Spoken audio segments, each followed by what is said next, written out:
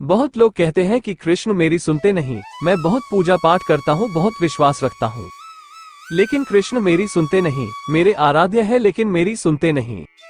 मेरा विश्वास पक्का है लेकिन मेरी सुनते नहीं। मैं उन लोगों से कहता हूँ, यदि आपका विश्वास प्रगाढ़ होता, वो आपके आराध्याय होते, तो आपके मन में प्रश्न ही नहीं आता कि कृष्ण मेरी सुनते नहीं।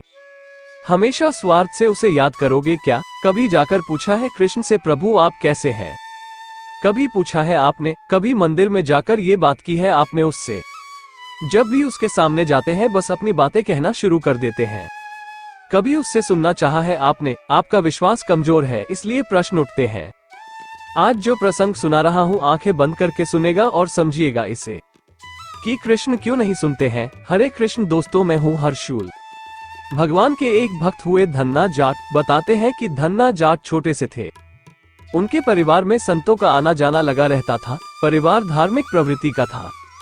एक बार धन्ना जाट के घर में कुछ संत आए तो कुछ दिन के लिए उन्हीं के घर में रुके। तो धन्ना जाट ने देखा कि वो संत जो है शालिग्राम साथ लेकर आए थे। शालिग्राम के रूप में भगवान की सेवा करते थे, ठाकुर जी की सेवा करते थे। तो धन्ना जाट छोटा बच्चा था और संतों को देख रहा था कि संत शालिग्राम की सेवा कैसे कर रहे हैं। शालिग्राम को रखा जाता, पूजा आराधना की जाती, पंचामृत से स्नान करवाया जाता। धन्ना जाट को ये सब बहुत अच्छा लग रहा था कि किस तरह से शालिग्राम को स्नान करवाया जाता है, किस तरह से आराधना की जाती है, कीर्तन किया जाता है। धन्ना जाट वही संतों के पास बैठे रहते हैं, उनकी बातें सुनते रहते हैं। संतों को वापस जाना था। संत तो भ्रमण पर रहते हैं, कहीं भी आते जाते रहते हैं, कोई ठिकाना तो होता नहीं है, पूरा ब्रह्मांड संतों का है। तो उन्हें जाना था। धन्ना को ये बात पता लगी कि संत प्रस्थान कर रहे हैं। तो धन्ना जाट रोने लगे और बोलने लगे कि आप भले ही जाइए, लेकिन ठाकुर जी को यही छोड़ जाइए। मुझे उनके साथ ही रहना है, मुझे वो बहुत अच्छे लगते हैं, मुझे उनके साथ ही रहना है, यही छोड़ जाइए। अब संत उसे कैसे समझाए कि धन्ना ये प्रभु है, इनके बिना हमारा क्या है। तो संतों ने कहा कि ठीक है, कल सुबह जाएंगे, तुम्हारी इच्छा पूरी हो जाएगी। तो संतों ने रात्रि में सिंहासन पर दूसरा एक मिट्टी का ढेला ला करके रख दिया, जो शालिग्राम से थोड़ा सा बड़ा था। उसे सजाकर, इत्र लगाकर, तिलक लगाकर बिल्कुल वैसे ही रख दिया जैसे शालिग्राम की पूजा करते थे, आराधना करते थे। सुबह धन्ना उठा। उठते ही धन्ना ने पूछा कि संत कहाँ है। पता लगा कि संत यही है। धन्ना भागकर उनके पास गया और देखा सिंहासन पर शालिग्राम रखे हुए हैं। असल बात तो ये थी कि सिंहासन पर मिट्टी का ढेला रखा हुआ था, जिसको संतों ने झूठ मूठ में शालिग्राम बनाया था, तिलक लगाया था, और असली शालिग्राम उस मिट्टी के ढेले के नीचे बिना सिंहासन के रखा हुआ था। तो संतों ने पूछा कि धन्ना बताओ, कौन सा शालिग्राम चाहिए, कौन से ठाकुर जी चाहिए, जो सिंहासन पर बैठे हैं बड़े वाले, या जो नीचे बैठे हैं छोटे वाले। धन्ना तो बच्चा है, बच्चों के मन को संत जानते थे, उनको पता था कि यह बड़ा ही मांगेगा। धन्ना ने वही कहा, मुझे वही चाहिए जो सिंहासन पर बैठे हैं, जो बड़े हैं, मुझे वही चाहिए। संतों ने उसे पत्थर के टुकड़े को धन्ना को सौंप दिया और कहा कि अच्छे से पूजा पाठ करना, अच्छे से आराधना करना, जैसे हम करते हैं ध्यान रखना। धन्ना बहुत खुश हुआ। धन्ना ने संतों का बहुत धन्यवाद किया, उनके चरण स्पर्श किए, बहुत खुश हुआ कि मेरे ठाकुर मेरे पास आ गए। लेकिन संत असली शालिग्राम को लेकर चले गए। अब धन्ना नित्य रूप से जैसे संत करते थे, रोज सुबह उठता और उस पत्थर के ढेले को सजाता, माँ से दूध मांगकर नहलाता, तिलक करता, पूजा आराधना करता और कीर्तन करता। समय बीतता जा रहा था। धन्ना को पता लगा कि संत पड़ोस में कहीं और आए हैं। धन्ना भागकर उन संतों के पास गया और संतों को बताया कि आपने जो शालिग्राम दिया था, मैं उसकी सेवा करता हूँ, नित्य सेवा करता हूँ, कीर्तन करता हूँ, पूजा करता हूँ। और संतों को लगा कि बच्चा है, आज तक सेवा कर रहा है, छोटा बच्चा है, चलो इसे दूसरी बात कहते हैं और पूछते हैं। इससे संतों ने पूछा कि अच्छा धन्ना, एक बात बताओ, आप भोग लगाते हो? धन्ना ने कहा कि भोग तो नहीं लगता। तो संतों ने कहा कि भोग भी तो लगाया करो, तुम्हें भी तो भूख लगती है, भगवान को भी तो भूख लगती है। तो भगवान को भोग कौन लगाएगा? भगवान को भोग लगाया करो, और तो भोग लगाओ तो पर्दा कर दिया करो, तभी भगवान भोजन ग्रहण करेंगे। धन्ना ने कहा ठीक है, और बोला कि मैं भगवान को भोग भी लगाऊंगा। धन्ना का सरल स्वभाव, बच्चे जैसा मन, वही धन्ना जो पत्थर के टुकड़े को भगवान मान चुका था, अपना ठाकुर मान चुका था। जब तिलक नहीं होता था तो मिट्टी के ढीले को रगड़ करके उस लाल रंग से भगवान को तिलक लगा देता था। इतना प्यार करने वाला, इतना सरल, अपनी माँ के पास गया और माँ को बोला कि मुझे भगवान को भोग लगाना है, मुझे मेरे ठाकुर जी को भोग लगाना है, मुझे भोजन दो। और माँ से भोजन लेकर आया और भोजन लाकर के भगवान के सामने रखा। संतों की बात याद आई कि पर्दा लगा देना। पर्दा लगा दिया और पर्दे के बाहर बैठ गया। बच्चा था, इंतजार करने लगा कि भगवान भोजन करेंगे, उसके बाद पर्दा हटाऊंगा। थोड़ी देर बाद पर्दे के अंदर झांक देखा, भोजन तो वैसे ही रखा हुआ था। फिर बाहर बैठा रहा, सोचने लगा कि थोड़ी देर में खा लेंगे। फिर जाकर अंदर देखा, लेकिन फिर भगवान ने नहीं खाया। फिर बैठा रहा। उसने सोचा कि मैं बार बार झांक रहा हूँ, इसलिए भगवान नहीं आए, तो मैं बैठा रहता हूँ। काफी देर बैठ रहा, लेकिन भोजन जो का तो रखा रहा। अब धन्ना बहुत परेशान हुआ, दुखी हुआ, रोने लगा और भगवान से बोला कि आपने भोजन नहीं किया तो मैं भी नहीं करूंगा। ये जिद पकड़कर वहां बैठ गया। समय बीतने लगा, पूरा दिन बीत गया, रात्रि बीत गई। रोता रहा, भगवान को बुलाता रहा और कहता रहा कि आप भोजन नहीं करोगे तो मैं भी नहीं करूंगा। धन्ना नहीं, रोते रोते फिर झांक कर देखा तो क्या देखा है, पर्दे के पीछे मोर पंखधारी बांके बिहारी हमारे ठाकुर जी नन्हे से ठाकुर जी भोग लगा रहे हैं, भोजन कर रहे हैं। धन्ना अति प्रसन्न हुआ, आंखों में आंसू थे। अब तक दुख के आंसू थे और अब खुशी के आंसू हैं।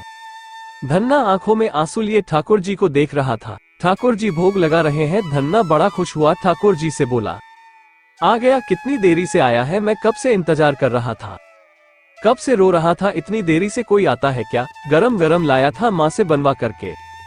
ठाकुर जी बोले, मुझे इसी में भी आनंद आ रहा है। ठाकुर जी तो कण कण में विद्यमान है। वो शालिग्राम असली नहीं था, लेकिन ठाकुर जी तो हर जगह है, कण कण में भी है। हम सबके साथ हैं, हम सबके पास हैं। धन्ना सामने ठाकुर जी को देख रहा था। अब ये रोज की प्रक्रिया हो गई थी। धन्ना भोग लगता और ठाकुर जी भोग ग्रहण करते। धन्ना बड़ा होने लगा, पर हुआ यूं कि धना को गैया चराने जाना होता था तो धना अपने ठाकुर जी को जेब में डाल लेता था और आगे जाकर के गांव से बाहर ठाकुर जी को जेब में से निकाल लेता और ठाकुर जी को बोलता कि ठाकुर जी अब यहाँ कोई नहीं है, सिर्फ हमारी गैया है, आप भी आ जाओ, प्रकट हो जाओ। बैठते हैं, बात करते हैं, घूमते हैं, गाय चराते हैं। और ठाकुर जी से अद्भुत दोस्ती थी धन्ना की। धन्ना का अद्भुत प्रेम था। एक दिन हुआ यूं कि धना को गाय चराने नहीं जाना था। घर में उसके रिश्तेदार आए हुए थे। ठाकुर जी ने पूछा कि आज गैया चराने नहीं जाना, तो धन्ना ने कहा कि आज मेरी बुआ आई है तो मुझे यहीं रुकना पड़ेगा।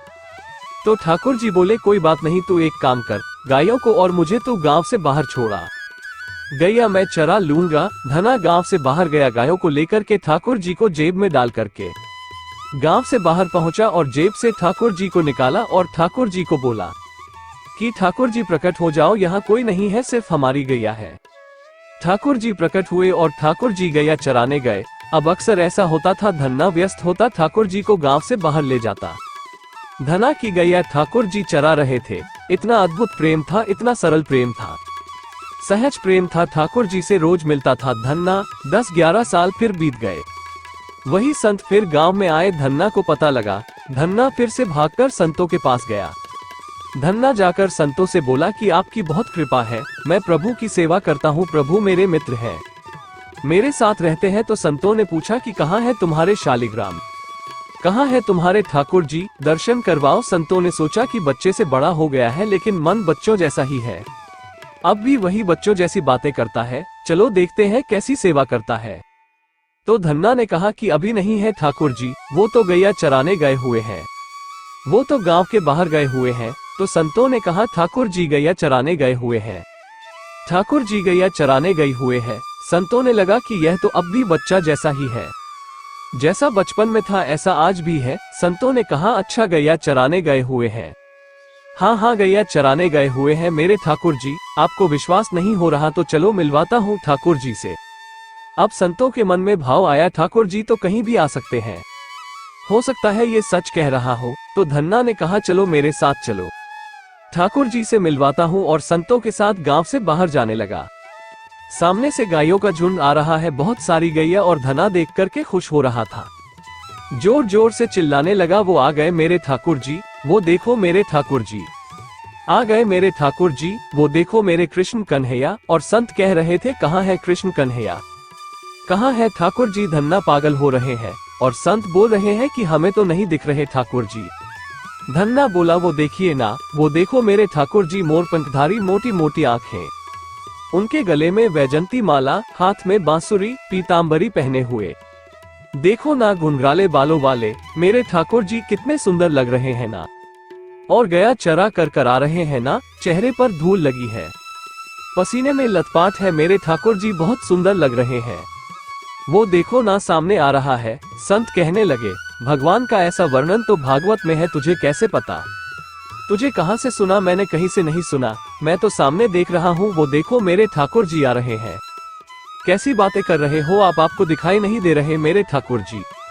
वो देखो ना, मोर पंखधारी, मुकुटधारी, घुंघराले बाल, मेरे कृष्ण कन्हैया, वो सामने से आ रहे हैं। गलियों के बीच में धन्ना बहुत खुश था। संत भी धन्ना को देख कर के समझ रहे थे कि उसे ठाकुर जी दिखाई दे रहे हैं।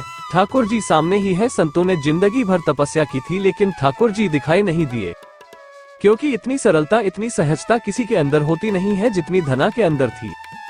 उतना प्रेम करना ठाकुर से कोई आसान बात नहीं थी। जब आप सरल हो जाते हो, सहज हो जाते हो, तो आपके मन में कोई प्रश्न होता ही नहीं है। कब क्या होगा, कैसे होगा, कौन करेगा, इस बात की चिंता, उस बात की चिंता, ये दुख वह दुख, यह निराशा वह निराशा, ये संकट वो संकट, ये सब प्रश्न दिमाग से हट जाते हैं जब ठाकुर जी साथ होते हैं और आपका विश्वास गहरा होता है। तो अनंत ब्रह्मांड में किसी चीज की चिंता नहीं होती है, कोई दुख नहीं होता है, कोई डर नहीं होता है, कोई भय नहीं होता है। मंदिरों में जाते हो ना, भगवान के सामने खड़े होते हो ना, हमेशा अपनी ही बात कहते हो, प्रभु ऐसा करना, वैसा करना, प्रभु ये करना, प्रभु वो करना। जाकर कभी पूछते हो, कैसे हो मेरे कन्हैया, कैसे हो मेरे ठाकुर जी? आपने भोजन किया, आप कैसे हैं? आप बहुत सुंदर लग रहे हैं। कभी करते हो ऐसे मन की बातें? यह मन की बातें तभी होगी जब आप सरल होंगे, सहज होंगे, और आपको विश्वास होगा कि ठाकुर जी आपके सामने है। धन्ना का विश्वास था, इसलिए ठाकुर जी सामने दिखाई दिए। जब आपका विश्वास पर गहरा होगा तो ठाकुर जी आपको भी सामने दिखाई देंगे। आप भी वैसे ही खुश हो जाएंगे जैसे धना खुश हो गया था। असली खुशी पाना चाहते हो तो विश्वास को गहरा कीजिए। इसलिए हमेशा कहता हूँ, अपने विश्वास को मजबूत रखें, अपना ख्याल रखो। हरे कृष्ण।